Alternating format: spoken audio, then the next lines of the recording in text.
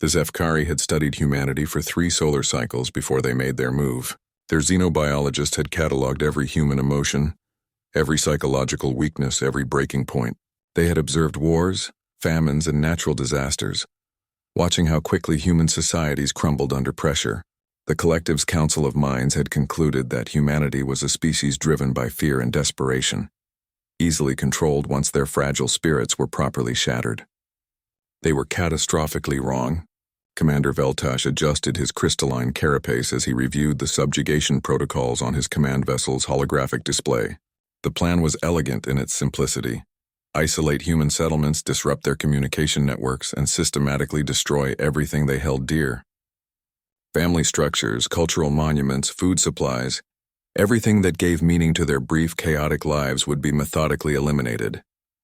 Within one planetary rotation, the survivors would beg for the mercy of servitude. The first phase began at dawn on what humans called Tuesday. Plasma cannons reduced the Statue of Liberty to molten slag. Electromagnetic pulses silenced every communication satellite. The Taj Mahal became a crater. Sydney Opera House vaporized. One by one, humanity's greatest achievements were erased from existence while the Zefkari fleet maintained perfect formation in Earth's upper atmosphere, their ships casting shadows like metal storm clouds across every continent. Dr. Sarah Chen watched the destruction from her research facility in the Swiss Alps, her hands trembling as news feeds showed the systematic annihilation of human heritage. The aliens weren't targeting military installations or strategic resources. They were attacking symbols, memories, the very foundations of human identity.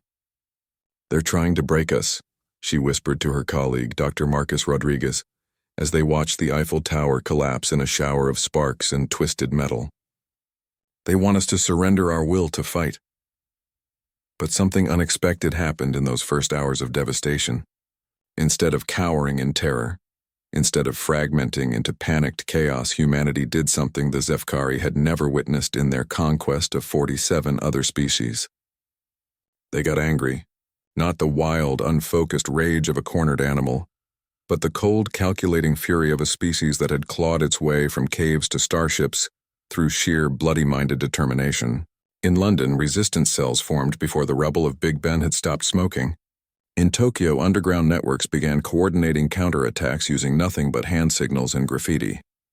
In New York, a grandmother named Betty Martinez started organizing her neighborhood into a militia using her grandson's walkie-talkies and her late husband's hunting rifle. The Zefkari had expected broken survivors begging for mercy. Instead, they found 8 billion humans who had decided that if their world was going to burn, they would drag their invaders into the flames with them.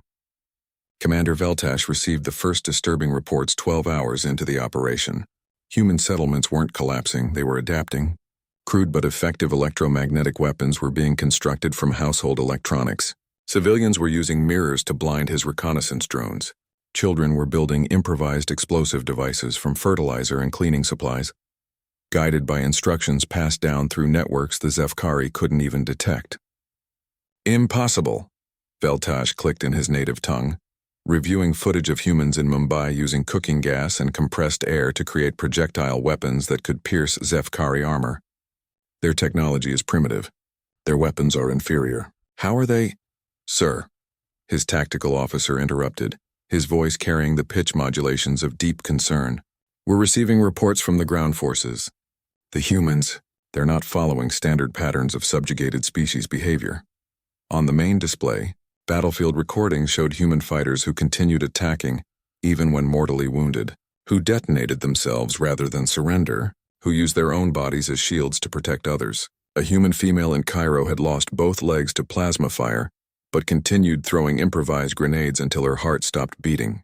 A male in São Paulo had been shot 17 times yet managed to take down 3 Zefkari soldiers with nothing but a broken piece of concrete and an inhuman determination to keep fighting. The most disturbing footage came from a small town in Montana, where an elderly human named Earl Thompson had been cornered by a Zefkari patrol.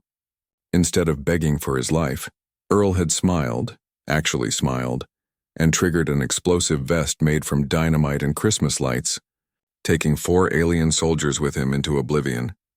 Dr. Chen and her team had been working around the clock, analyzing the aliens' technology from wreckage and developing countermeasures. Sleep was a luxury none of them could afford. But exhaustion couldn't dampen the fire that burned in every human heart, the absolute refusal to kneel before conquerors.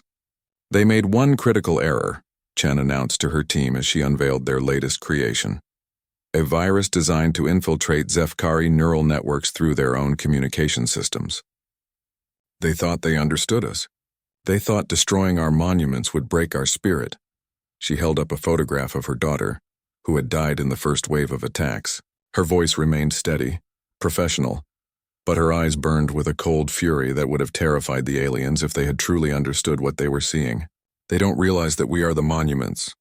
Every human who refuses to surrender, every act of defiance, every moment we choose to fight instead of submit, we are the indestructible legacy of our species. The virus uploaded successfully into the Zefkari network at precisely 2347 GMT. Across the fleet, alien soldiers began convulsing as their neural implants overloaded. Command ships lost navigation control. The perfect formations that had darkened Earth's skies began falling like metallic rain. Commander Veltash's final transmission to the collective was brief. Abort conquest protocols. This species cannot be broken. Recommend immediate withdrawal and classification as extinction level threat. Do not engage humans again. Ever. As the surviving alien ships fled toward the outer system, humanity stood among the ruins of their cities, bloodied but unbroken. They had lost monuments, buildings, countless lives, but they had gained something infinitely more valuable. They had shown the galaxy that there are some spirits that cannot be conquered, some wills that cannot be bent, and some species that will choose to fight in hell rather than serve in heaven. The universe had learned a new truth. Never mistake human desperation for weakness. When humanity's back is against the wall, when everything they love is threatened, when alien invaders try to break their spirit, that's not when humans surrender. That's when they remember what they really are. Apex predators with nuclear weapons and absolutely nothing left to lose.